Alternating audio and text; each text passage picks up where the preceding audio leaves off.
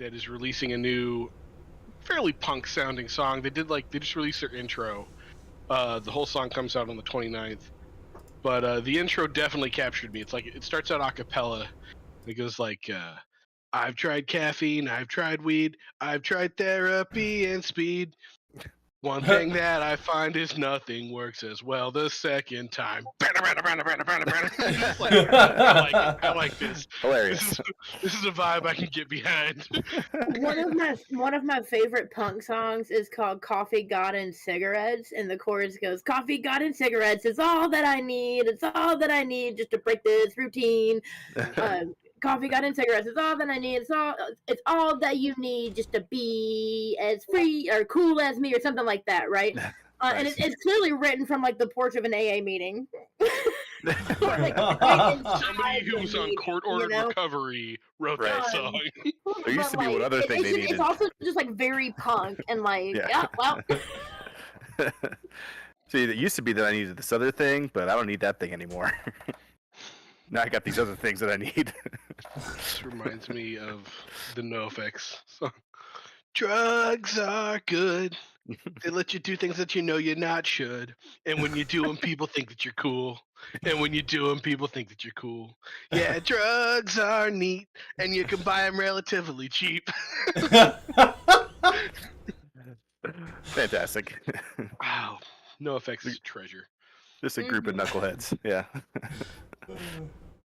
Well, I just sorry. Go ahead. Well, I just noticed that Jared said he's not going to be here for 20 to 30 minutes, so I'll probably just chat with you guys about your characters before he gets here. But you were saying something. Cool. Oh, I was saying, I just love that, like, of the bands, of, like, the mediocre, like, talent-wise punk bands that could have, like, gone the distance and stuck around as long as they did, I'm really glad NoFX was one of the ones that made it. Like, 'cause, like, talent-wise, they're not stellar. Like, from, like, a musical skill standpoint, they're not that impressive. I still love them. Yeah. They're absolute maniacs, and it's fantastic. Yep. Yeah, they definitely have a lot of like very clever and funny lyrics, which you know you kind of need that to stick around. So, like, listen, I like punk. It's a good genre. I spent a lot of my time listening to it, especially in my younger years. Yeah, same. That's it's one of those not things that complex. Yeah. Right. You kind of grow out of it after a certain amount of time, but yeah, I mean, not fully, but it's just like exactly. It's just like one of those things. Like, well, yeah, I'm not going to go out and like discover new bands. Right. That much. Yeah, I found punk as an adult, so yeah. Well, then I'm on a quest for the rest of my life. The only genre out there, right? Nice. I should have been listening to this shit in the womb. See, I've gotten into, as I've gotten older, some of the more like alt country type stuff, which shares a very similar vein. There is. Okay, so you know what I There's mean some when I crossover. say like there's Absolutely. CMT country and then there's like actual country music. Oh, absolutely. Yeah. Like you start getting to like that, like kind of like dark bluegrass folk stuff, like Devil Makes Three, Lost Dog Street Band, like that stuff, and you're like, okay, this I has could give chops. you right. You should listen to American Aquarium. They're good. I'll co-sign that. They're They good. are a little more on the countryside, but like just listen, give them a listen. American Aquarium. All right. Start with the older stuff. It's all self-written. Nobody wrote any, like, it's all, the band members wrote it. So, like, yeah. Nice. Yeah, that's kind of a must for me. What do you say we get into it? Yeah. Session 0? Yeah. Cool. Jared won't be here for 20, 30 minutes, apparently. That's okay. We'll talk about... I'll try to keep it focused on you guys until then. Because I do have what do they call them? Optional rules that I'm bringing in for me as the DM. They are all, I think they're all fair. It's more of me just proposing it than anything. Let's see here. I am also endeavoring to not have to force anyone else to be on camera, and I'm having technical issues. So I'm the thing shifts in Discord, I have to reorganize my camera. I am gonna have to fix that long term because that's gonna get fast. Okay, so this session is going to be, or not session, but this campaign is going to be titled "The Lords of the North."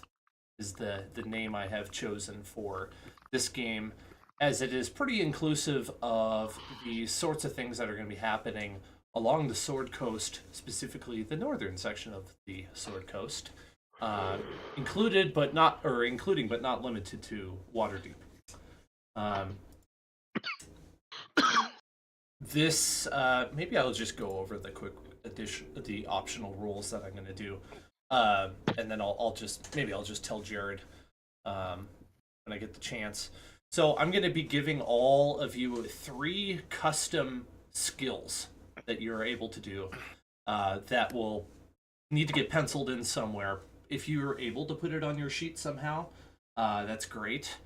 If not, that's okay. But if you have a pencil and paper right now, I'll tell you what they are, and we can calculate it for each of your characters, because it's going to be different for each of you, depending on your character's backstory elements. First one is the skill of Underworld, which is a wisdom-based skill. I mean, I'm for sure taking that, but let's just hear what the other ones are. Oh, you get to have all 3, but we get all 3. You all get all 3. The score calculation is going to differ based on who you are. So, Okay. by default, your ability scores for wisdom will be your Underworld skill. Yeah. But depending on your backstory, you may be proficient, and you may get an additional +1 or +2 beyond that for other character backstory reasons. Okay, so that second skill is Cunning, and that one is an intelligence-based skill. And then the last one is going to be Diplomacy, which is a charisma-based skill.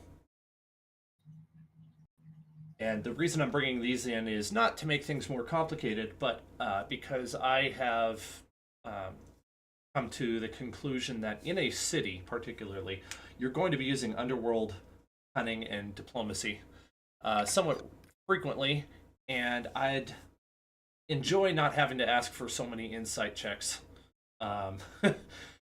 Did you say Cunning is intelligence base? Yes. Yep. Yikes. Maybe I could get proficient. Diplomacy, that's charisma? Yes. Okay. Okay. I was like, Yep. All right, and so those are the penciled in ones. Can you guys see the text chat labeled Waterdeep campaign that's above us on the server? Yeah. Right above the channel we're in? Perfect. So here's where I've posted in the other thing. So I'll go over the calculations in a bit, but I want to talk about the optional rules. So I want to bring in the fear rule set. So I'll just read it to you so you know what it is. When adventurers confront threats they have no hope of overcoming, you can call for them to make a wisdom saving throw. Set the DC according to the circumstances. The character who fails to save becomes frightened for 1 minute. The character can repeat the saving throw at the end of each of his or her turns, ending the effect on the character on a successful save. What do you guys think? Does that sound like a reasonable rule? Yeah, what is the effect of fear, like, mechanically? Is that just like regular fear? Yep, it's the frightened condition effect. Okay. So, Dan, just so you know, this is not like an optional like rule thing that is like different from regular 5e. You can just decide that like most of the monsters, because they are fearsome, like have a fear effect. You don't like this Yeah. is not like one of the this is not like are we playing with flanking rules where we all need to talk about it. Like you can just decide that we have to roll a lot of fear checks. Like that's perfectly reasonable. I suppose that's true. Sorry, Yeah. I wanted you to know. Thank you. I like the concept. I do too. I've in the past felt like I was unable to impose fear for one reason or another, and it was usually like a personal reason. It never had to do with you guys. So I saw this in the DM's guide, and I thought I want to run with this. I think it's more fun that way to not have every player be completely composed all the time. Sometimes you just run into something you're terrified of. Oh yeah, dude, like fear, like regular fear checks add a whole other element to the game because it can throw your entire plan off because somebody is like locked down for even just a couple of turns. And on top of that, like if it happens a lot, now it's like worth devoting resources or like a trait or something or like a feat or something to like help mitigate like running like that. And it's like it's good, man. Fear, yeah, Excellent. good mechanic. Excellent. Although, like, could I also use your laying out of these as like a nice, like, is this an outline to what the campaign's going to be like a trailer? This is what I'm focusing on. Not really, but I guess a little bit. Basically, so the fear one is just something I've always wanted to be able to do, and I felt a little handicapped in. The next one is more of a proposition. This is an optional rule when it comes to healing, to make healing more difficult. And so one of the problems that I hear a lot of DMs like lament about is the fact that they can do all of this build up for like a dungeon or something, and then people take a short rest or a long rest, and it's just like all the work was undone, and like you guys become Superman again. I've experienced that. In my opinion, in the older versions of Dungeons and Dragons, it was a little bit more challenging to go and clear a dungeon because you needed to bring resources with you. And nowadays, it's a lot easier to just cast Cure Wounds if you want, or just spend your hit dice and then get back up to full health. As long as you've like cleared a closet and you're able to bar the door and keep the monsters from getting. So the guide has an optional rule for healer's kit dependency. And so it's simple. All it means is that you need to have somebody else use a healer's kit on you for you to use your hit dice on a short rest. Yeah, okay. I think that's pretty reasonable. So that's basically it's giving us another resource that we need to like. We just have to expend resources to be able to use our hit die, basically, right? Yes. That sounds fun. And like these are going to be at least like fairly readily available, right? It's not like we're like, well, we got 3 of them, so yeah, it would be a common object in a shop that you for sure, and you're going to be in the city a lot, so it's nothing like Chult where you go ages without any sort of ability to restock. That was a unique problem to Chult that I underestimated in that game, but it worked out. I think we all did. Yeah. So the next one is one that I'm not set on, but I wanted to propose. It's gritty realism.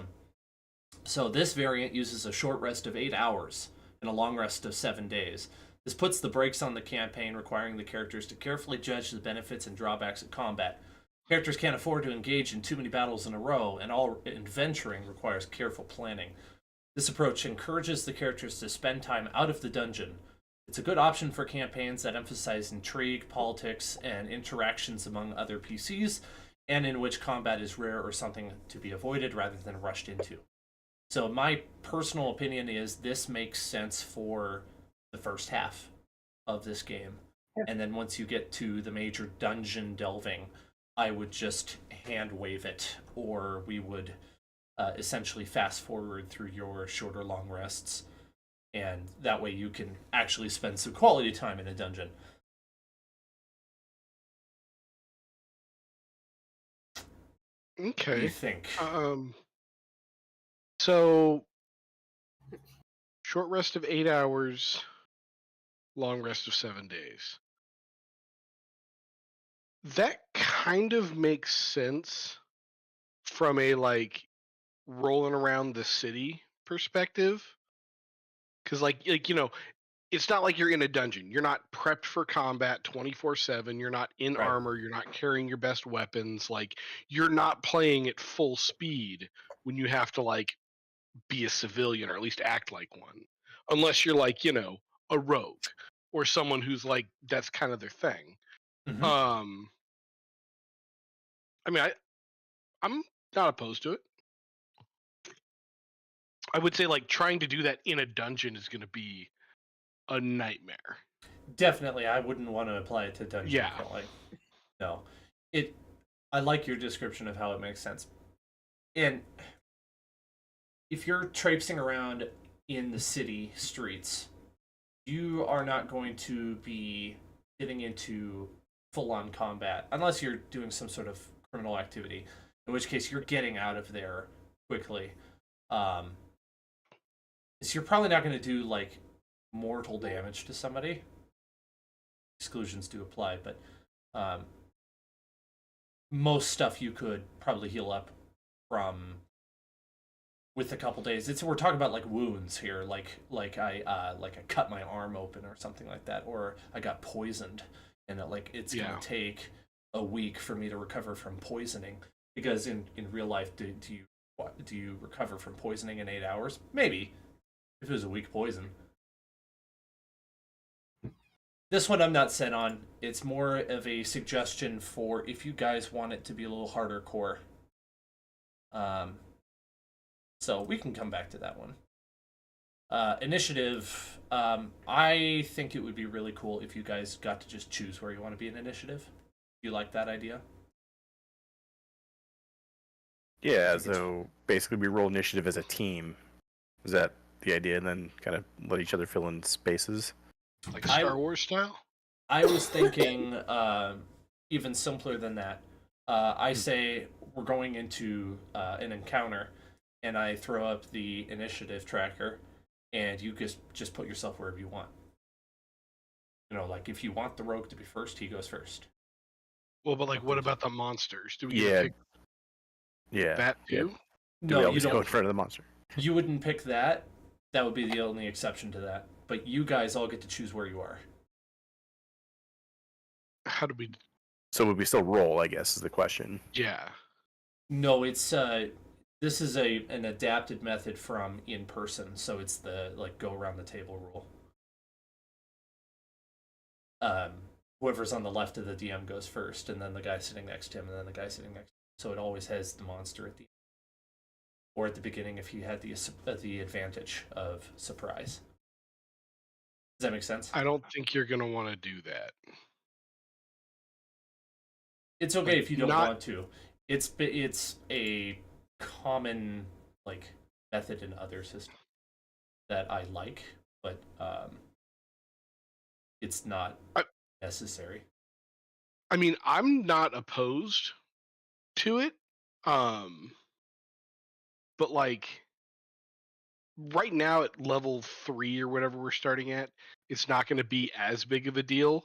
But if you would have let our previous group just all of us get to go first before the monster's going to get a single turn before we just nuke it. Because it'll go us again. It's probably not making it to 2 turns. So that it would nerf. I think it would be to your detriment, to the monster's detriment, pretty severely. Well, it definitely plays differently than it normally would with roll for initiative. I mean, previous versions of D&D didn't have initiative the same way either. I mean, they didn't have rolling for it. That's Yeah. like a newer rule. That's fine. This is why I'm proposing. I mean, I'm it, not just saying we'll do it. I'm not necessarily opposed. Okay, I'll think about that one then. Yeah, I still don't fully understand the mechanics. So, are you saying that the monster would always go either first or last, or it would always go last? It would only go first if it was the first one to engage in combat. So that would either be it attacked you by surprise, or you guys let it attack first. Okay, I understand. So if it got the jump on us, essentially. Yes, and so it ends up working out fine if there's multiple foes in combat, because they would be placed. Like I get what you guys are saying, but it would be a little different if there were multiple minions involved, because they would fight in between your turns. Just because they aren't fighting on the same initiative round as the big boss would be.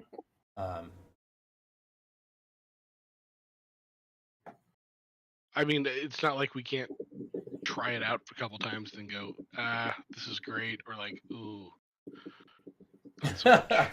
Well, one thing I like about it is there's less. I mean, it's a time saver, right? Yeah. Yeah. And one less thing to track, as far as I guess we still need to track the initiative, but it's one less group of dice to roll and thing to enter in. So exactly. And I think we'll eventually just kind of have our standard, like who's going first, right? Yeah. Yeah. Outside of exceptions where we'll talk about like, hey, can I actually go first this time? I want to do something, and we'll be like, yeah, sure. But, yeah. No, I think that's what I think. We'll kind of it. Yeah, that's a really good point, actually. Yeah. Okay, now I kind of want to try this. Yeah. So I would probably look into so firstly, you are right, there are a couple things that are harder on the DM, and I would just see what works best for me by trying it out when it comes to like how do I control the minions separate from the big boss. Like my first inclination is to say, like, minion A, let's say there are like 3 minions, I'll just spread them out between you guys. This is also more of a thing that I've noticed other DMs use with like really low level guys. We're talking like, if the big boss was super powerful, he's sending a whole bunch of like kobolds after you, and you guys like hit a kobold and he dies in one hit. So there's like a minion wave, for instance, rather than like you're fighting 5 bugbears or hobgoblins or something, and you're like strategizing to whittle down the hit points of each of them. It's more like it just it's more efficient in knowing who's going when, so there's fewer like there's less time spent figuring out where you are in the round, I guess. That's the main benefit. And so when I say like, all right, initiative starts, Aaron, you go first, like every time or something like that, and then you guys know the drill. Aaron goes, and then Liz goes, and then Jake goes, and something like that. And so you all, there's never like a question of where am I in this initiative. Right. I always know where I am, unless we discussed it differently this one time and we wanted to send in Zach first or whatever. I like it. It'll be fun to like try everybody out in different positions. And like, you know what I mean, and kind of get that, like, all right, optimally we're gonna have our ranged people go first off of the targets, and then our melee guys are gonna come in or something. Like, I don't know, it'd be kind of fun to be able to set strategies up like that consistently. From what I've read, because the reason I'm bringing this in is because I've heard really good things about it. From what I've heard, this is how original TTRPGs usually handled it, and that people have a really fun time doing this. So I thought you might like it. It also gives you guys agency in where you start on the turn. So okay, I'll move on to the last one, or actually second to last one. This one is a little harder core too. It's the injuries. optional rule. So basically, normally damage doesn't leave any lingering effects, but this can give you a chance for long-term injuries. So it's like the crit system that we played with in the Edge of the Empire game, where if you take a critical hit, or you drop to 0 hit points but aren't killed outright, or if you fail a death saving throw by 5 or more, you then roll on the 20 option. You roll a d20 on the lingering injuries table, and one of those things happens to you. And there aren't actually 20 different injuries. Some of them are weighted higher than others. You can lose an eye, lose an arm or a hand, or a foot or a leg. You could limp, get an internal injury, broken ribs, horrible scar, festering wound, or minor scar. I remember when I was playing Dar and I had to roll in the critical table, like, it got my actual heart pumping, like I got really nervous, and that was both awful and fun at the same time. So if you guys liked that yourselves, this is rules as written and we could work it in. Otherwise, I would just pass on this one because it doesn't have to be, hey, Eric. Hey. Sorry, guys. Ain't no problem. We're discussing whether or not we want to have the lingering injuries table in the game. Basically, if you get criticaled, you miss by 5 on a death save, or you hit 0 points but aren't killed outright, you roll a d20 on the injury table.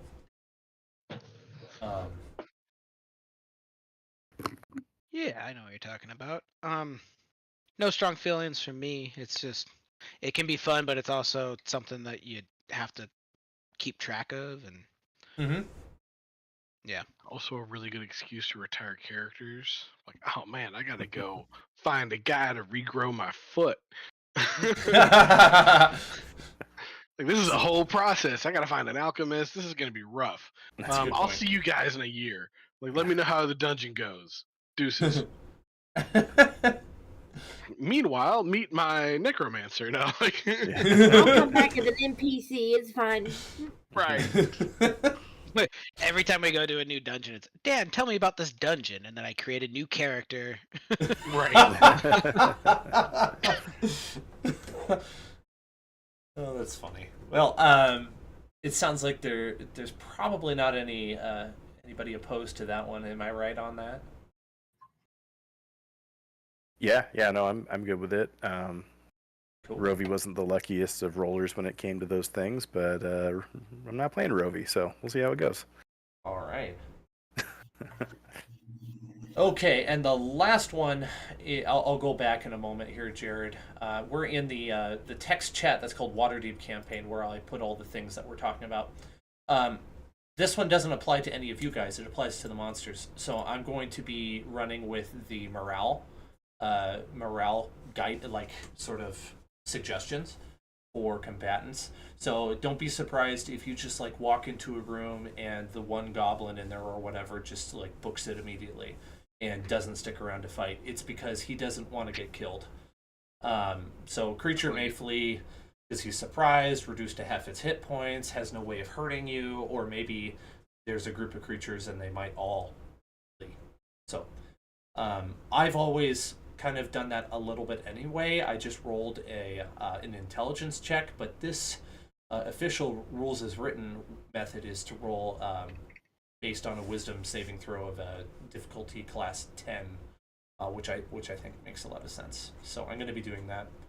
And to briefly recap for Jared, at the top of that channel, I'm going to give you each, all of you get like 3 skills to pencil into your sheet. There's an underworld based in wisdom, cunning based in intelligence, and diplomacy based in charisma. And then I will go over actually calculating these values with you here shortly. We're going to have the fear sort of mechanic from the DM's guide. The team sounded like they liked the idea of running with healer's kit dependency. So you would need to use a healer's kit on somebody for them to use their hit dice on a short rest. And feel free to shoot it down. If you have a concern with one of these, feel free. There's the gritty realism, which we thought would be fun in the city portion, and we would just drop for the dungeon portion, which is requiring a short rest of 8 hours and a long rest of 7 days. It's just more realistic. It is. Has anybody else played with that before? I haven't, no. I've not. I have, and my one thing is that Dan, if you're gonna do that one, the DM has to adjust the way the game flows, so that would be the one. I've played that where like they kept playing like normal, and you just don't get enough rests. Especially low level, like you're just out of shit, and the DM was still like throwing baddies, and it was like, what am I supposed to do? Yeah, good consideration. That would be exactly the reason why we would only use it in like the city portion, I think. I'm not sold on this being something that we absolutely need. I did want to pose it just in case you guys like the idea of making the experience a little bit more real feeling. I am up for doing it. I think doing it in the city is a good idea. My brother runs one that I play with, and it actually works pretty well. But again, he as the DM has to adjust, and he like throws a bunch of like healing stuff, like more so than you normally would, in like different creative kind of stuff. That like here's a potion that gives you a couple of spell slots if you take it, but also it's like speed, and you might crash afterwards, kind of thing. Dude, I love this. I'm so here for it. It's just a little bit more work, and I just wanted to throw that out there. Well, maybe we'll try it and see how it goes, and if it ends up being annoying, we'll just hand wave it. I think that's a good like rule of thumb for things in the game anyway. Is give it a try. If it's awful, get rid of it. Yep, I'm here for that. Okay. Last one was the only other one you missed was the initiative, which is like the more traditional system of you guys just choose where in the initiative order you want to be, and then the monster is either at the end or the beginning. If it's the boss, it depends on whether or not he got the first hit, and then any minions would be somewhere in between. It just speeds up the figuring out initiative order. And if it's consistent all the time, which it doesn't have to be, then you guys know when your turn's coming up.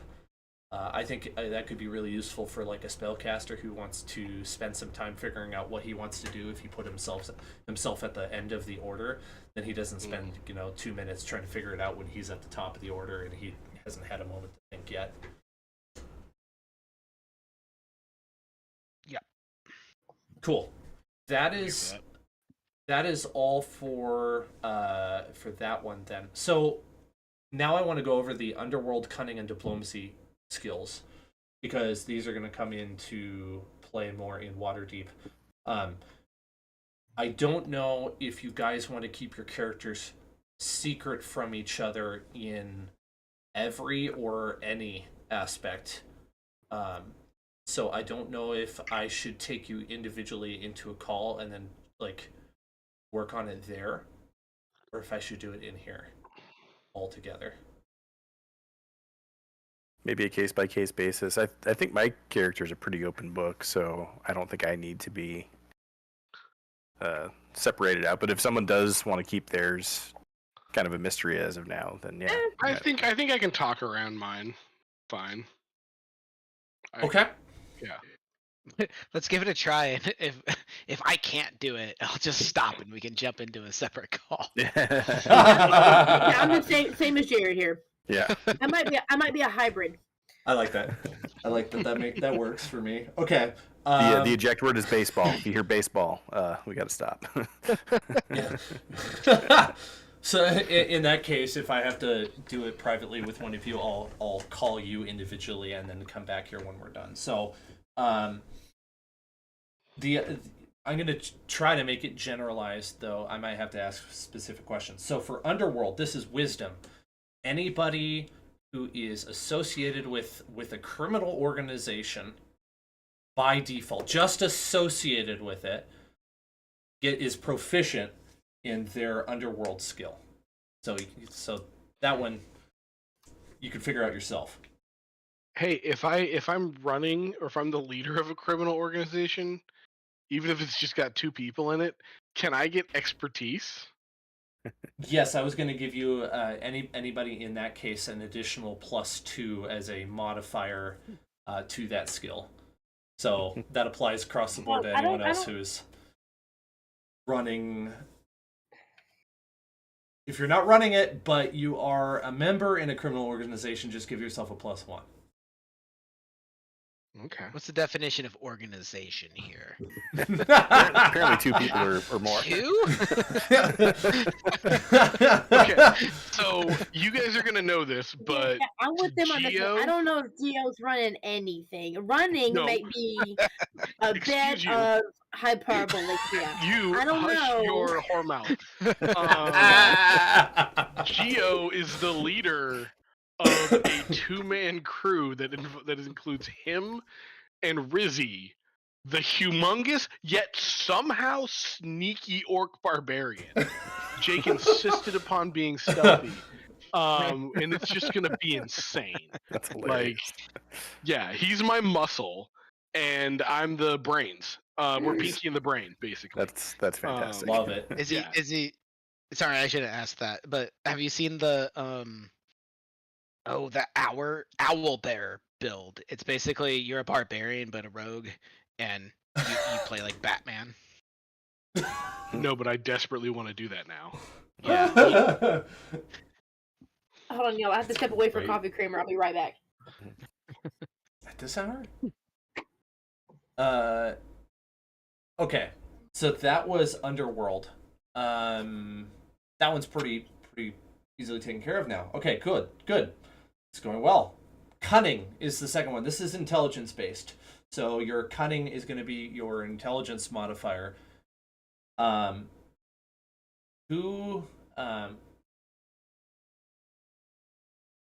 I'm trying to think of how this would best apply according to your backgrounds. Like, who among you is an incessant wise guy, or extremely intelligent because he's like a scholar, or he runs a criminal organization and is the brains of Okay, the here's the operation. thing. Or is Here's the thing. Sorry, go ahead, Jared. No, you go ahead. I do have a question. Okay, so Geo is the brains of the operation, but the other person in the operation is a like nomadic barbarian country bumpkin who also used intelligence as a dump stat. So like, just because he's the like. Aaron, seeing you'll him remember this leading from the like blind. the Arc of Anchorage, like the 2 like Down syndrome kids that would get together and plot, and like Mhm. one of them was clearly like the plan guy, and the other Right. guy was clearly the execution guy. Yeah. But like, it was still those guys making Right. the plan. Right. That may or may not be the situation here. Okay, that does not Um, apply. That does not apply.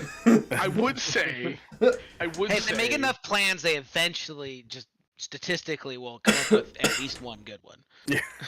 It's the Listen. monkeys that write Shakespeare. My character is clever. He's clever. He's not intelligent. He's slick. He's smart. He sees the angles. He's got a lot of wisdom. Does not actually implement it that well with the intelligence. So, but I would say, given the duality of his nature, and that aspect of the backstory, I would try to I would make a claim for like a bonus or something, like a low bonus. Nice. By the way, How would just you feel? remembered. I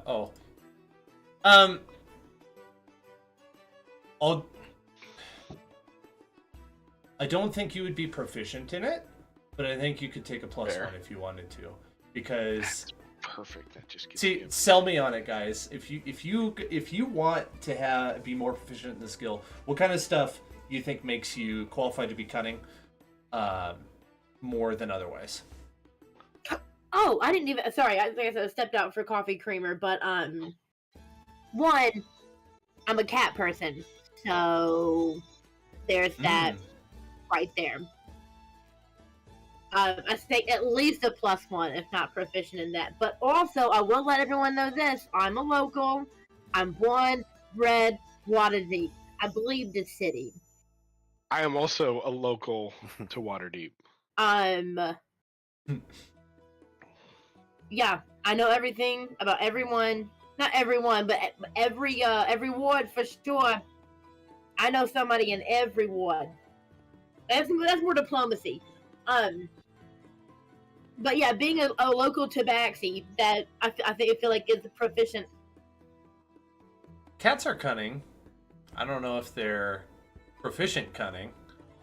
They domesticated themselves, Daniel. I have to be You careful. said Daniel like the girl from Schitt's Creek. I know. Oh, that's David. Ew, David. But you said it like her. I did, yeah. They domesticated them. That's all I'll say about it. But you do you, boo. You get murdered first for once, David. That scene. You get murdered first for once.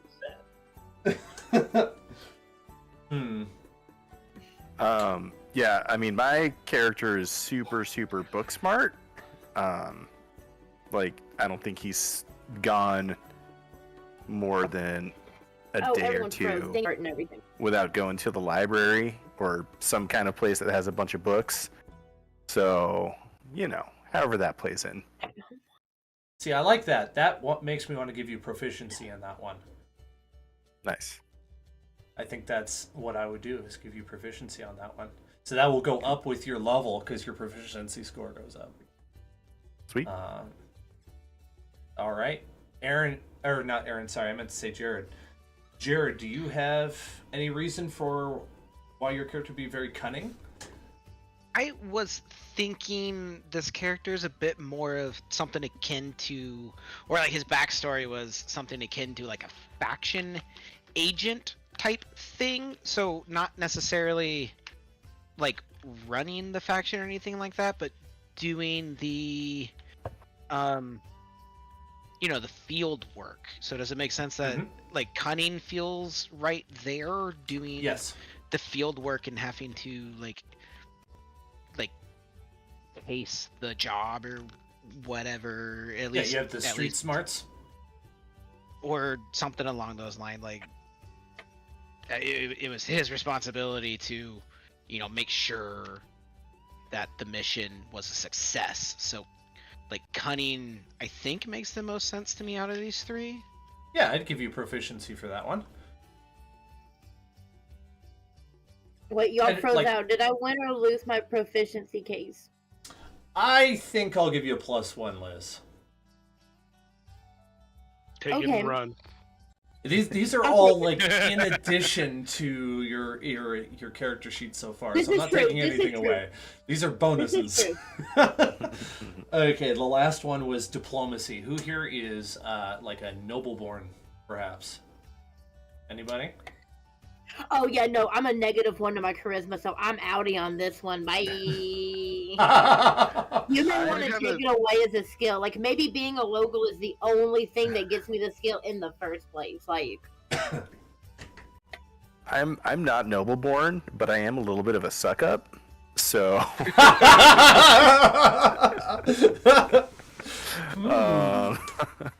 Do you have a pretty decent charisma already?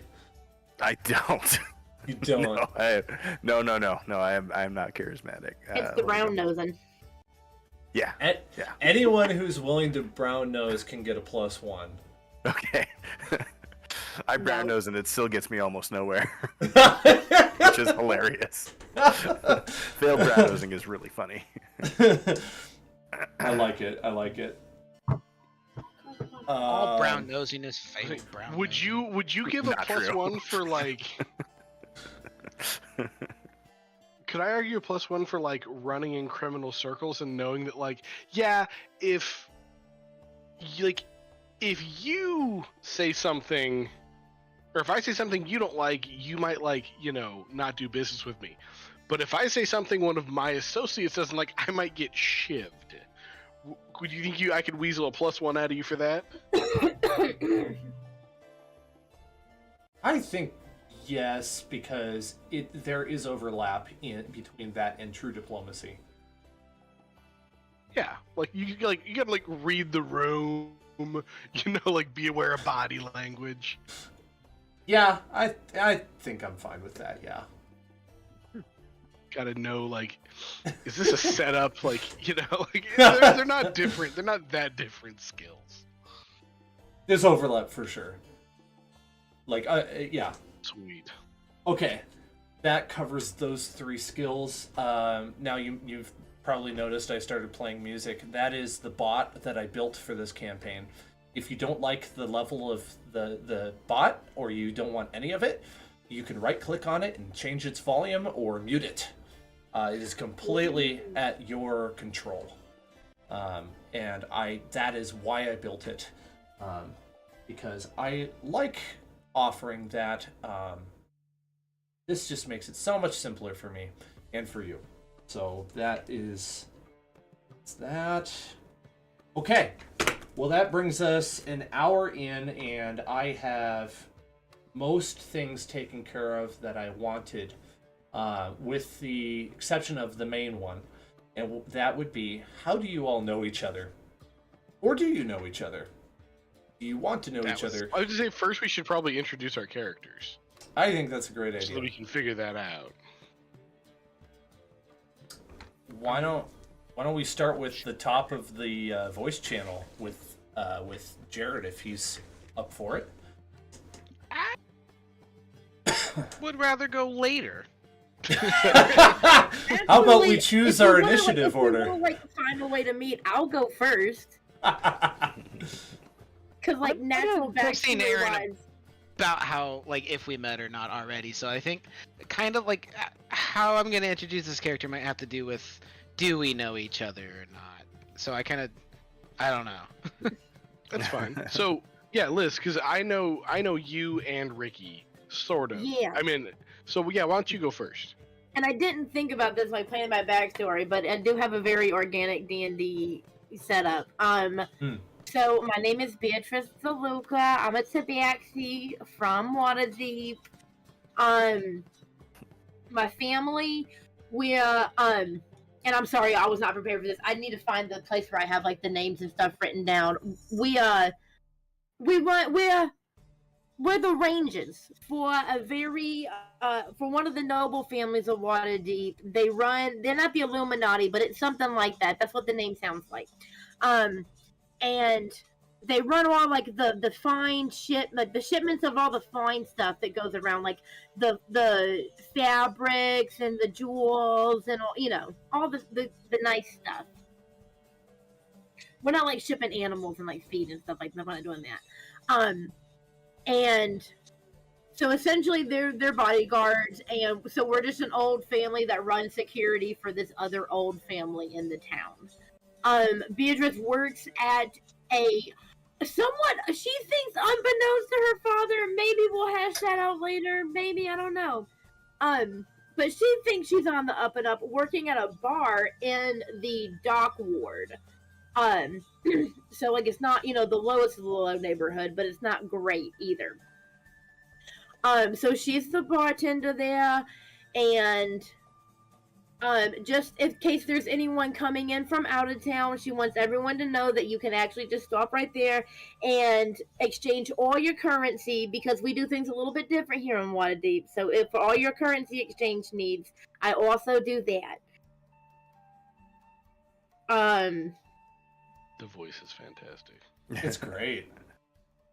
It's Yeah. So good. You've clearly been So- practicing. I'm really still not good at introducing my character. Do y'all have any questions? Yeah. I was gonna just say, how would you feel about being the bartender at the Dockside Tavern where Rizzy works, and like I'm I pretty hang sure out a that's lot. in the ward that's just below this one, and like, no. I'm not doing that. If you're in the dock ward, we're definitely in the dock ward. Like we're sketchy. Okay, well then Dock I'm on ward the. is I don't know sketchy. where I'm at. Yeah, it's the other Okay. one, like the So you're- seaside you're- ward or something like that. Yeah. Oh, No. so you're a step up from the dock ward then. You're not Yeah. sluming up with us. I hang You know out what? down there sometimes. I'm not saying I won't go there, but like I can't work there.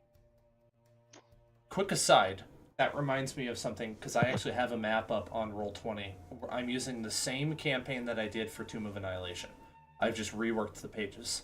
So if you want to see the map and know where things are, I can help explain that context to you, because it's interesting. It's very rich and deep.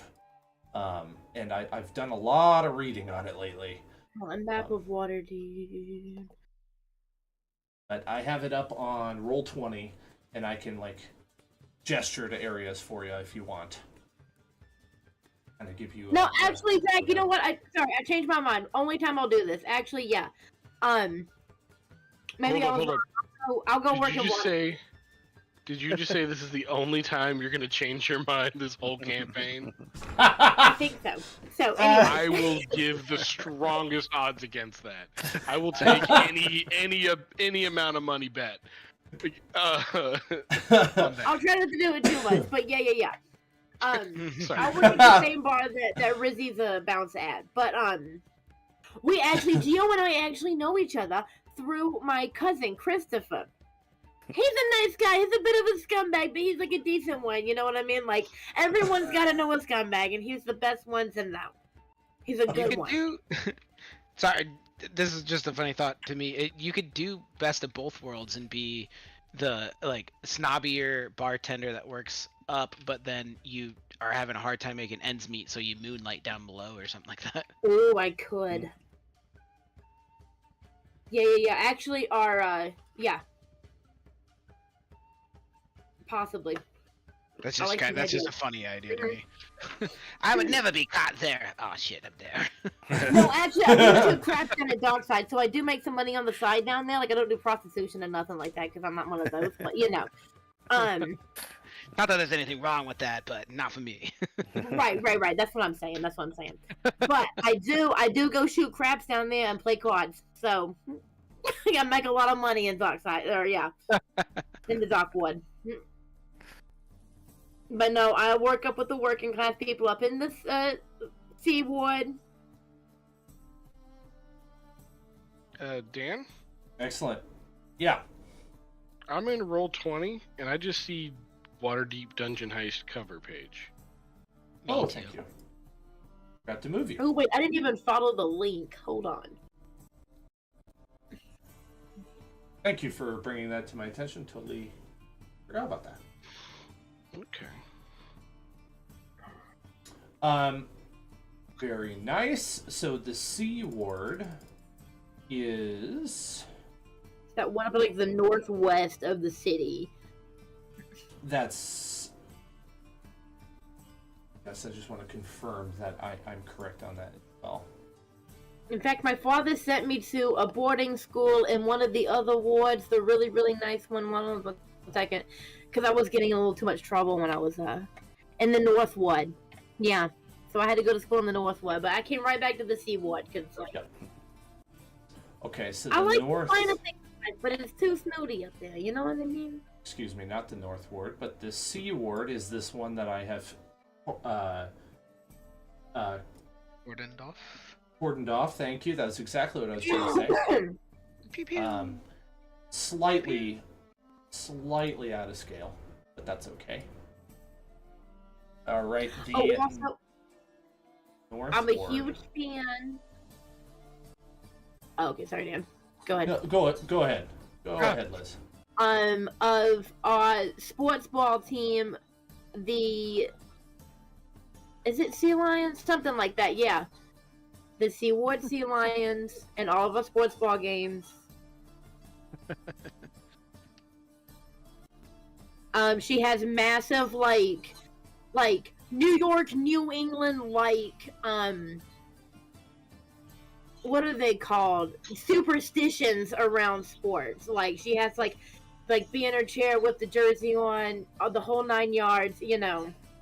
She's got to sit in a specific section of the arena. Right. Yeah. My grandfather gets season tickets every year. Aaron, weren't you telling me that like baseball players are like crazy superstitious? Have you never heard of the Red Sox curse? Yeah, they're very superstitious. Yeah, yeah. I have Curse only the heard Ba- what Aaron Curse the has Bambino. Yeah. Yes. Yep. I Well, the also Red just heard our Sox safe suck. word, and I'm not sure what to do right now. Oh. Didn't the Giants have like a curse on their stadium or something? I don't know, yeah. Baseball, baseball, baseball. Eject. Eject. Okay, there we go. Yeah, there's So all C- kinds of superstitions. You got the Don't C step on the ward white in, line. C ward in blue, North ward in red, the Castle ward in green, the City of the Dead in black, the Trade ward in blue, and then the Dock ward in yellow. I am missing the Southern ward. So quick, very apparently extremely important detail. The South ward is the Southern ward. There's no such thing as the South ward. Apparently people get very mad at you. You call it the South ward. There it is. Like actual people Purple or people in. Probably Waterdeep. Ed Greenwood made a point of saying it. I look. The Southern ward is right next to the South gate, and they have the audacity to get mad about that. I know, right? It's a there gate you go. that takes you, yeah, to the southern. Okay.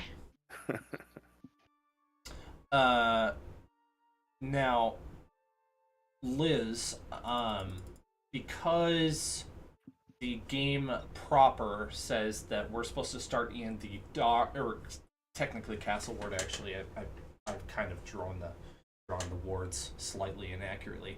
You're supposed to start in the Castle Ward at the Yawning Tavern, Yawning Portal Tavern. Are you cool with your character visiting a different tavern or working there? Maybe. Absolutely. Maybe I'll be filling in for somebody that night. This makes sense. It's not uncommon for places to like share bartenders. Yeah. So yeah, or I can just be hanging out there. Whatever. Yeah, doesn't matter. You know what? I'll just go to a different bar tonight. 'Cause I gotta get out of this place. Like I can't be at the docks like every night. You know what I mean? Like, I need to find a name for my bar, but It's not the important, owner's I won't new think about it right now. establishment. It's the owner's new establishment. He's got a new bartender. you right. gotta Maybe train. I'm looking for somewhere to go work, and my boss, I just stormed out. Right. Or you get an interview. Yeah, maybe you're I need to interviewing. go to a different bar tonight. There you go. Ooh. Do you think Exactly. Gio Maybe and I'll see Rizzy? Gio here tonight, my friend. But Yeah, you think Gio and Rizzy might be taking a break from their hustle, and maybe they just needed to get a meal in their stomachs and a little bit of entertainment, watching the adventurers in the Yawning Portal Tavern.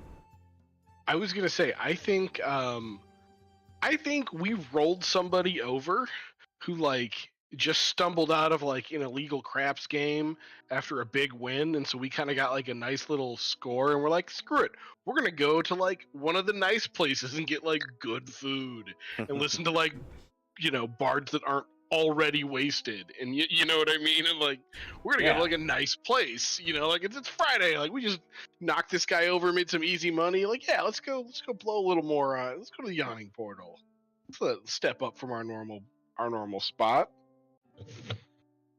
Of course, Rizzy will argue ad nauseum that the Dockside Inn is the best bar in all of Waterdeep. Of course. Yeah. He's like, I live there.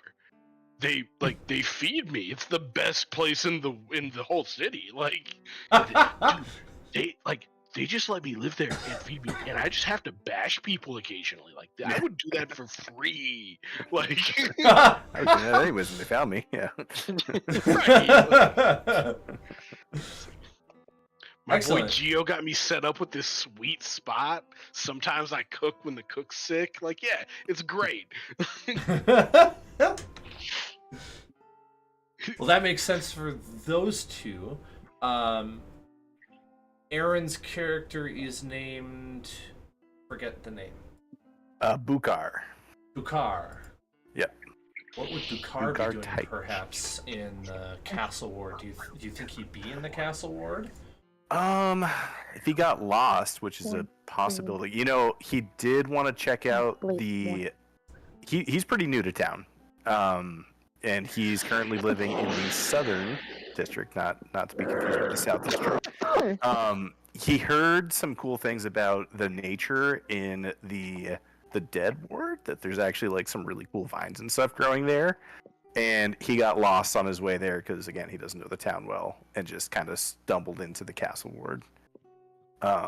So after just giving up on the fact that he's lost, he's like, I gotta get some food, and stumbles into this tavern or whatever. Sure. Maybe maybe the smell of the wonderful food of the Yawning Portal Tavern beckoned your name. Like, like my feet are sore from walking, and my stomach is rumbling like a jet engine. I need to eat. Yep. Yeah, I have no idea where I am, but I know where there's food, so I'm gonna go take advantage of that. Speaking of which, I don't know what your race is. Oh, you're a human. Okay. Oh, I'm human. Yep. Totally, forgetting to ask you all to describe your character's other traits, because I'm somewhat familiar with some of yours, except for Aaron's. Yeah. Aaron, what's your class? Or are you not saying? Oh no, I'll say. I'm a druid. Nice. Yeah. Are you? Never mind. I'll ask you later. Are you Circle of the Moon? No. I looked at it and I chose something else. There's some great druid classes. I just have a special soft spot for Circle of the Moon. Yeah, it was a close second, but I preferred one of the others. After a little research, once I learned what they were. There are cool ones. There are some cool ones now. Like Circle of the Moon's that sounds like what, but then I'm partial to Wildfire. Yeah. I would have played the Circle of the Spore one day. Some people that's love my that favorite one. one. Yeah. That was my number seems 3. Like thematically very interesting. You know what I mean? Yeah. Aww. I love Circle Especially if you played a Myconid. Yes. Dude, I love. Dan, Myconid. didn't you It's do so that in a cool. one shot? I did. You I did, yeah. in that one shot that I did, where you guys were all taking a psychedelic trip. Oh, and that's right. Jedlin Yeah. was trying to save you while also high out of his mind. Yeah. I had the time of my life playing a Myconid. I love that. That's awesome. Love being a mushroom. Zach, I I can skipped introduce over my your character and Jake's character. Yeah, I skipped over yours by accident. So go ahead and do that. No worries. So, my character is Giacomo. He goes by Gio. If you know of him, it is probably either his you know him because he's sketchy, like he's an up and coming criminal, he's trying to get the attention of either the Thieves Guild or the Assassins Guild or something like that, and some larger organization. And that's probably going to determine what kind of criminal he becomes ultimately, because he's still kind of young. But he is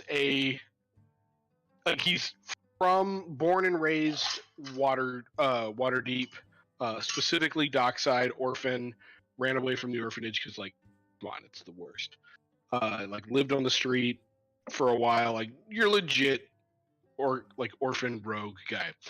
He does. You may know him from he does occasionally. He doesn't have any one set job. He does odd jobs and just finds work with different people all over town constantly. And he has been known to take upscale, this house needs a servant for a couple of days or something because somebody's sick or fired or dead or whatever. He is capable of doing those roles. So you might know him from somewhere, from something like that, up upscale, but otherwise you probably know him as a sketchy dude on like from the dot board.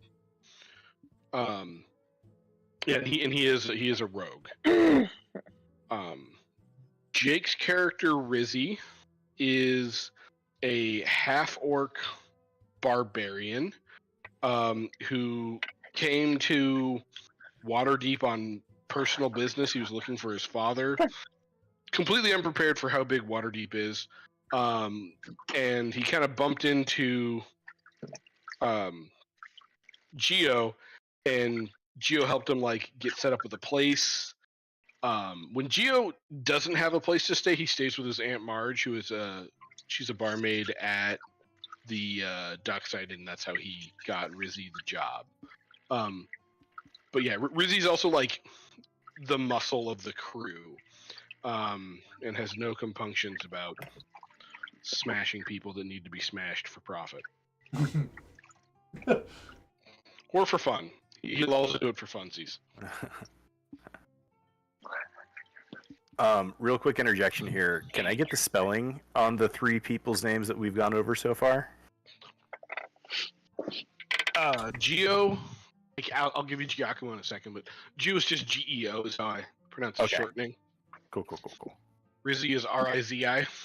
Sweet. I had 2 Z's. Got to make sure I correct these things. I have a tendency to double up on my consonants. I was pointed out to me in a previous game, so I have to take specific effort not to. Nice. And then Liz, how do you spell your character's name? Beatrice. Okay. Butthead. What? You call me Butthead? Butthead. Oh, okay. Harsh. Wait, Liz, did I get that right? Beatrice.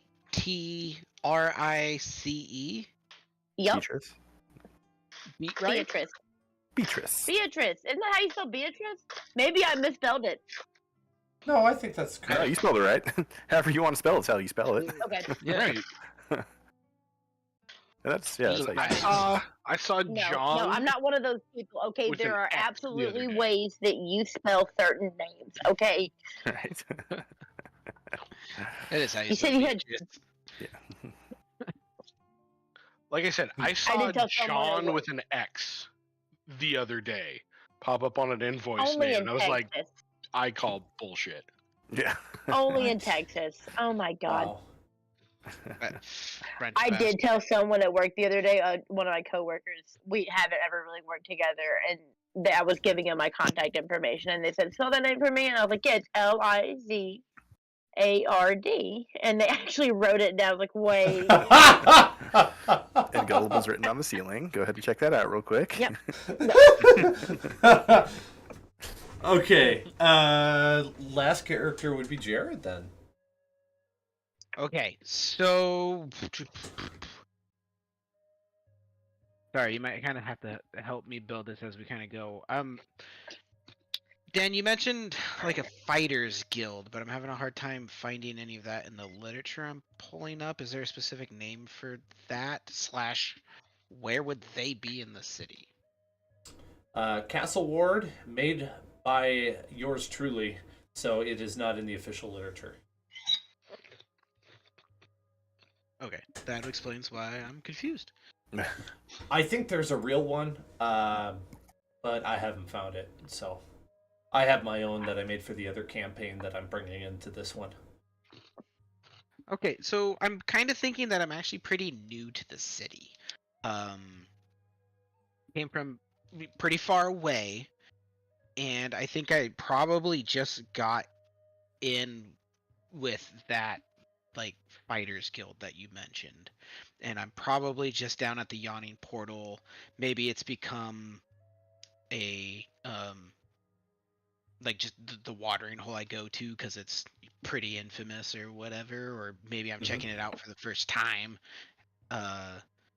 Something along those lines. Nothing too drastic for me city wise, but I am playing a They Lost Fairy. I think. We're gonna see how it goes. And if it gets too difficult, I might just become a gnome or something like that. Just in the keeping spirits of Jared, making it more difficult on himself than it needs to be. Uh Or science. Yeah. huh. Yeah.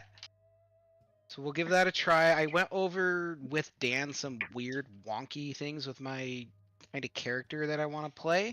So if you guys just kind of catch me doing anything a little weird and you don't like it or whatever, just let me know. It's not in the spirit of trying to break the game or anything. I'm just trying to do something funny, and I'm willing to change it if it seems unfair or something.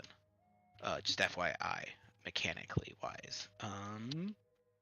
I don't know how much else I want to share with that. Did you say the name? I wasn't sure. Oh, Moondrop Lavender, but he goes by Moon. Moon unit. Beautiful. He looks. I just have one very important question. Are you like size tiny? So that's a little funkiness that I talked with Dan about. I would like to, just for kind of the sake of flavor, be considered tiny, but there are no rules for a tiny player character, so mechanically I'm small. So yep. So it becomes a judgment call in the moment, and it might get a bit awkward, but the two of us talked about it and we think it would be fine. Like he wouldn't be able to like hide in like a downspout of a gutter, for instance. Yeah, But- we're talking like I might try and sit on your shoulder just for flavor, but I can't like sneak into the house by going through the keyhole or anything like that. Yeah, you're like the size of a very small halfling with wings, right? Yeah, I'm essentially a gnome mechanically, I think. Okay. That's cool. At Of least course, you size, can at least fly, size right? wise. It does have a fly speed. That's gonna get a little funny too. I've talked to Dan about that. But I think that's a discussion for when we're playing, because Mm-hmm. There's a fairy folk race. Like that's what I'm doing. I Okay. just wanted to, for flavor, be smaller. I originally was thinking, I was kind of just talking with Aaron about it. I was originally thinking Aaron and I might have like ran into each other, and so because I know Waterdeep people are kind of racist, I thought maybe I'd be like hiding in his clothes or something like that. Hey. Well, that's terrible, okay? As long as you're not like. Well, I guess if you're a drag, right? Never mind. Maybe if you're a dragonborn and I walk away. Water don't Tavians mind, are I'm very just racist. I do know some people who do mind. I mean, Super classist too. Definitely. you can't classist help how and you racist. are, but Yeah. Yeah. The closer to human you are, the better you'll be treated. Yeah. So, but that's okay. I think things just kind of, that's just what I was envisioning as I built this character, but I don't think that needs to be anything. So I'm probably just pretty glad that I'm a part of a guild now. Like it probably very recently happened or something like that. And I feel like I can maybe let my my wings show a little bit now. Spread your wings and fly. Yeah. Fly. Yeah, so he is a fairy folk. If you can envision kind of a like dark skinned fairy, I think he wears like all leathers, and he's a fighter, so he has like what weapons are permitted kind of thing. And like hair wise, think of like Vegeta from Dragon Ball Z. Mad spikes going on. Yeah, but you look like the trolls. yeah, basically, and then like traditional fairy wings, like butterfly wings.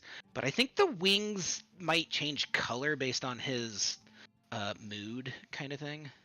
Nice. Ooh, like a mood ring. Yeah, kind of like that. I But keep it's a going mood back and wing. forth on if. Yeah, Mood wing. mood wings. Yeah, mood wings. Would that Someone with impose disadvantage on competitor. deception checks? Probably. Only if you knew what the colors mean. Yeah, that's true. As you're They've trying to got lie to fiery red. somebody. He's happy. Yeah. I like it. That's great. Yeah, so I'm probably just gonna. I guess I'm probably just gonna run into you guys in this meet cute at this bar. I don't know why I would know you guys unless anybody wants to throw out an option. Remind me one more time the first name so I can write it down. I'm bad about this.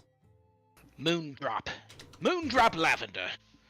That's not his voice. I don't know what I was doing. I just did Moon Droop by accident. Moondroop. Moon Droop. It goes by Moon. I will have to make you a token later, Jared. I didn't get yours made, unfortunately. Sad face. That's okay. I'm used to it. That was last campaign. Come on now. Our character. Just make me a box. So the only two people. Oh, sorry. Go ahead, Zach. So, hey, Jared, how would you feel about if, like, we picked your pocket when you first got to town? Like, we don't remember it, but you do. Like, you remember me and Rizzy, like, picking your pocket, like, stealing some of your money or something. Nope, I He's angered absolutely to love say. that. Nice. I absolutely love that. It plays into a hypothetical meeting situation that I've already thought of, and so I know how I'm gonna play it. Nice. Cool. Excellent. Okay, there's two. I do have a little bit more background that I could give. Just sorry, I didn't realize we were doing like full backgrounds until for it. I was like partway past mine. Go for it. So yeah, full background on Bukar is he's from kind of a smaller town, kind of a medium-sized town, and sort of got bored with it. He's looking for new opportunities in the big city. He's a nerd. Like there's no two bits about it. He is a huge bookworm. He's an academic. Lives at school basically. Is kind of in that stage where he's in between teaching and learning at the same time. Like, you know, he's doing basically his life is research. So and his white whale is trying to solve currently unsolved games. And he's doing that basically for financial reasons, right? So like games that people bet on, if you could potentially come up with an algorithm to solve one of those games, that would be a huge gold mine. We're going to be such good friends. Yeah, after hearing what you were talking about, it was like, that's actually going to go along well.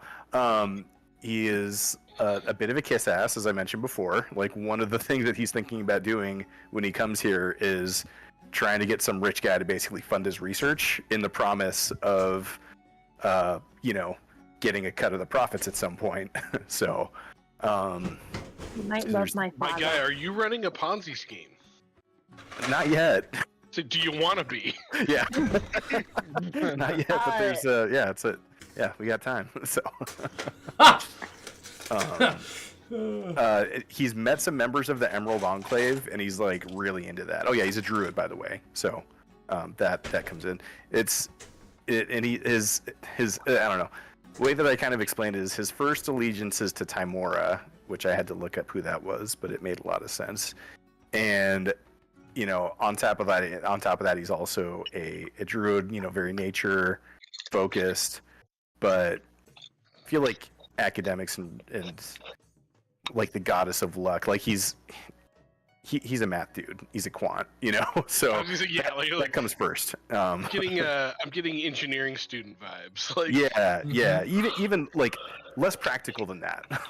Like theoretical, yeah, like physics major, yeah. Exactly. It's for the love of the game. It's not that anything's ever going to come from this. Like he's searching for that white whale, but like with the knowledge that 99% of people that try this are not. And like I call it intellectual gold mining, where it's like you have a very, very low stake, a very low probability of actually hitting anything. But if you do, it's like hitting the jackpot, Right. So that's kind of what he's doing. So I came to town kind of basically trying to broaden. It's like there's a lot more action in a big city than there would be back in my podunk town. So have you heard of this new thing called cryptocurrency?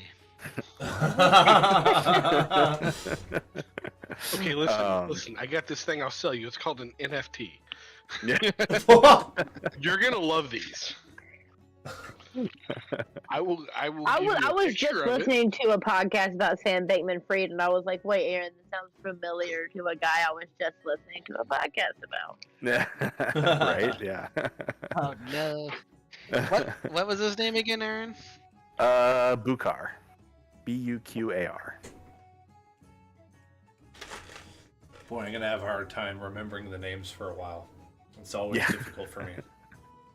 Okay, so I know I talked to Zach, Jared, and I think Liz about this, but to a lesser degree with Liz.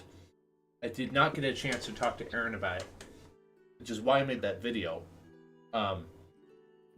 Waterdeep has some really cool context to it. It's very strict on laws. It's not legal for you to brandish weapons longer than a dagger in the city. You can certainly carry them, like rolled up or something like that, but you just shouldn't brandish them. And same thing with armor. Like you can wear heavy clothes to disguise your armor. Maybe you could get away with that, but don't be wearing open armor. Yeah, it's basically like the guards don't want you. They don't want soldiers to just stroll in and start killing people. You know that. Think of it that way. That's the reason why this is the thing. Two different policing forces. You have the Watch, which wander the streets, and they stay pretty much within their jurisdiction of individual wards. And then you have the City Guard, which guards the walls and the city in general. It's almost more like sheriffs, and then the Watch is more like the police. You have these each individual wards. They are all different class levels, and so if you go into like the Northern Ward or the Castle Ward, for instance, that is where a lot of the nobility live. If you are not a noble, expect to be disliked there. At least in the residential areas for sure, and around the castle. Obviously, pretty much everybody is welcome at the Yawning Portal Tavern. Let's see, where am I going? What else did I want to say here? Pretty strict judicial system. If you're caught, you're punished. There's really no appealing unless you are highborn and can maybe appeal to your family, or you have a contact that you could call in. Otherwise, like the worst of punishments usually give you like a 3-day prison sentence and then execution in front of like as many people as possible is preferred. That way it's all the more humiliating for whoever it is. Simple stuff like pickpocketing or burglary, you might get your hand cut off and then you're tossed out of Waterdeep and not allowed to come back in. For travelers, there is a tax for anybody that comes in the city. And for residents, there's a tax for living in the city. There is also a tax for selling large weapons in the city, so you will see most people who are armed carry knuckle dusters, clubs, or daggers, and are very, very lightly armored, as in no armor at all. And a lot of the actual, like, fighting that is not permitted by law, you're going to find in, like, back alley taverns, in the dock ward, in the field ward, which is outside of the city proper and is not technically actually part of the city. And then, of course, underground in the sewers where the criminals operate. These are all contextual details that you would know as either residents or travelers coming to Waterdeep.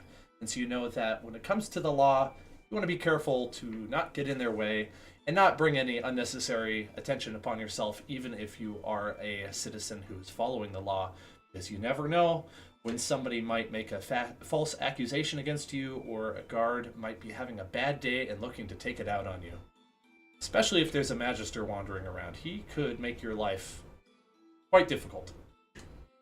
Go ahead, Zach. What's the policy on hand crossbows? Keep them hidden, and you won't get in trouble. Okay, so like if I had one, say, in a bag disassembled, that I could like throw together if I knew I was going to go run up on somebody, that would probably be okay. That would fly. They would maybe I would say worst of circumstances, if you were like searched or something, they might confiscate it, but they probably wouldn't do much else beyond that. It's definitely homemade. Nice. Technically, it's homemade marble launcher, so I can't catch a charge. There you go. That's the kind of thinking you want when it comes to weaponry and doing shady stuff in the streets. The D&D equivalent of a ghost gun. Have you guys ever seen Black Jesus? No. I have not seen that part, but I do love Black Jesus. It's It's very an- funny. One of the guys, I think his name is Fish, is a felon, and so instead of carrying a gun in the ghetto where he lives, he built a homemade marble launcher that is like a low-grade 22 caliber pistol, basically. And he's like, technically, it's a homemade marble launcher, so I can't catch a charge. And I love that line. Yeah, sorry for the derail. But speaking of concealed or not so concealed weapons,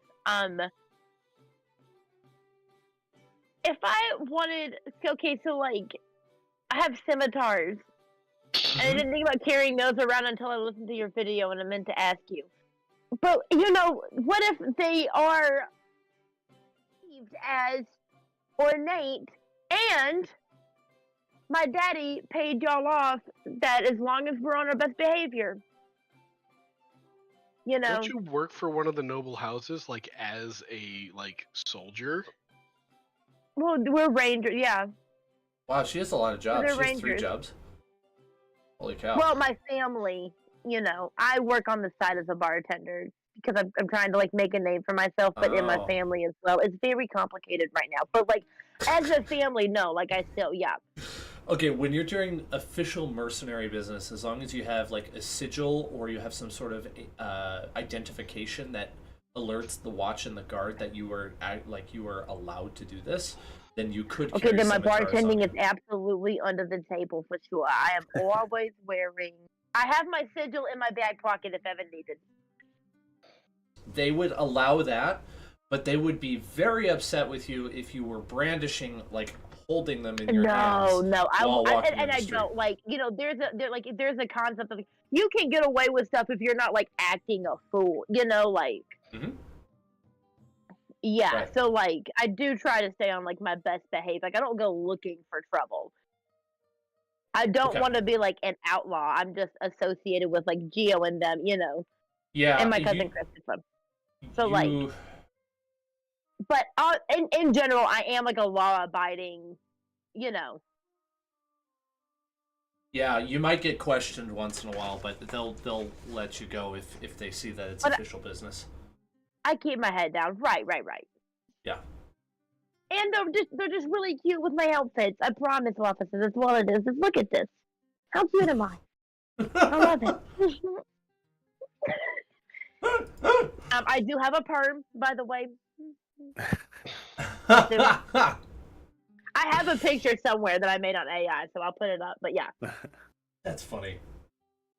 That covers the How- brief details, I think. Yeah. One question: how much attention is a quarterstaff going to draw? Can it just look like a walking stick, I or is think that you- going to be something that's fine? I think you'd be fine. Maybe they might ask if you are a mage of some sort, and I just use mage as a general word for spellcaster. Right. Yeah. And so you'd probably want to be in league with the Emerald Enclave, and then they'd be more likely to say, okay, no big deal. Be careful casting spells in broad daylight in Yeah. the city streets. It's like the equivalent of having an Uzi in downtown Seattle. Right. They don't take kindly to people killing each other. But that's not to say that you couldn't get away with some magic if you were sly about it, which is where the additional skills come in. Like your underground would help with any sort of knowledge check where you're trying to use magic in a way like a criminal. Your cunning would be, how can I get away with doing magic without somebody noticing? Just to give some examples. Mhm. Yes, there is like a spellcasting society as well that you could become a member of. It's like a guild. Basically, you would just like in the event of like the city being attacked or something, they might call on you, like draft you in. But that would be in time of war. Hey Dan, I saw a mechanic for stealthy spellcasting that seemed pretty cool. It was it's a stealth. It's like a free action stealth check, or like you can make a stealth check as part of your like spellcasting or part of your action to determine if you cast the spell, like if you hide casting the spell, but it's spell level like as a negative modifier. So if you're just casting a cantrip, there's no change. If you're casting a 9th level spell and you're trying to hide it, it's a -9 to hide that, because that's big magic. Holy cow, that's pretty cool. Let me think about that for a while, because the only wrinkle I can think of is vocal components. So any spell that's vocal, like unless Can you like it seems like you could whisper it. Unless it seems like you could whisper it, I would think that would like harm your stealthiness casting the spell. That's not bad. My hang up on that is that it kind of nerfs like sorcerers get like that as a meta magic option, so it kind of nerfs a class feature. Is anybody playing a sorcerer? Probably not. I don't think so. Yeah, that was just more of a general statement. Oh, okay. Sorry. His backup character must be a sorcerer. Yeah. Let's gamify this. Okay. Cool. Should I jump into the starting setting then? What? I think a quick 5 might be a good idea if we would. I would. I agree with the quick 5. Yeah. Okay. I can do that. It should Okay. be okay with Jake not here, right? I won't progress us super far. No, it like it wouldn't. We wouldn't have the time for it anyway. Be like an Okay. hour and 10 minutes or something like that. Yeah.